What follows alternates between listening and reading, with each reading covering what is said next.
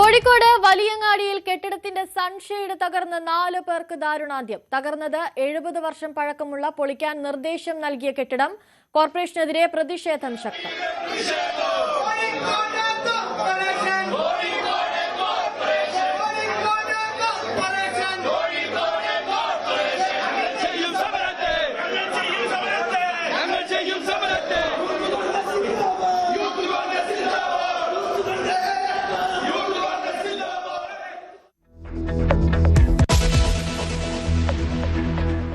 Wayanad township ഉദ്ഘാടനം നീട്ടിവെച്ച് മറ്റന്നാൾ തീരുമാനിച്ച ഉദ്ഘാടന ചടങ്ങ് മാറ്റിയത് മാർച്ച് 1-ലേക്ക്. തീയതി നീട്ടിയത് റവന്യൂ മന്ത്രി അറിയാതെ.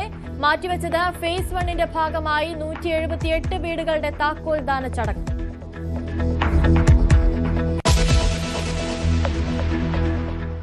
തന്ത്രി വിഷയത്തിൽ നിയമസഭ സ്തംഭിപ്പിച്ച് പ്രതിപക്ഷം. ആക്രമിച്ചും പ്രതിരോധിച്ചും നേതാക്കൾ. നിയമമന്ത്രി കോടതി അധിക്ഷേപിച്ചെന്ന് വി.ഡി. സതീശൻ.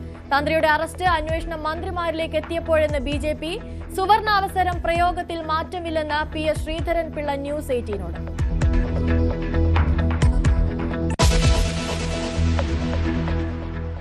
ക്രൈസ്തവ വോട്ട് ലക്ഷ്യമിട്ട് ബി.ജെ.പി. പ്രധാനമന്ത്രി നരേന്ദ്രമോദി മാർച്ച് 6-ന് കൊച്ചിയിലെത്തും. കേരളത്തിലെത്തി സഭാ നേതൃത്വത്തെ നേരിൽ കണ്ട് കേന്ദ്രമന്ത്രി കിരൺ റിജിജു. ക്രൈസ്തവർക്ക് അതിന്യൂനപക്ഷ പദവി അനുവദിക്കണമെന്ന് സിറോ മലബാർ സഭ. പരിഗണിക്കാമെന്നും പ്രതിനിധികളെ അയക്കാമെന്നും കേന്ദ്രമന്ത്രിയുടെ ഉറപ്പ്.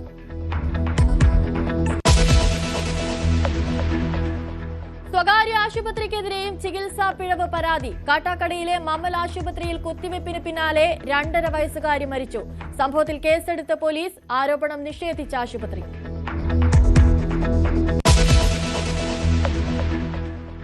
ബലാത്സംഗ കേസിൽ ജാമ്യ വ്യവസ്ഥകൾ ലംഘിച്ച് രാഹുൽ മാങ്കൂട്ടത്തിൽ. പരാതിക്കാരിയെ ഫോണിൽ ബന്ധപ്പെടാൻ ശ്രമിച്ചെന്ന ആരോപണം.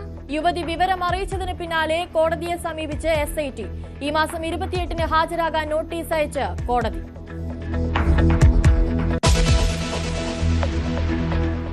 തിരുവനന്തപുരം ചെങ്കോട്ടുകോണത്ത് സ്കോട്ടിഷ് സ്കൂളിൽ തീപിടുത്തം. 3 സ്കൂൾ ബസുകൾ കത്തിനശിച്ചു. CCTV കേന്ദ്രീകരിച്ച് അന്വേഷണം.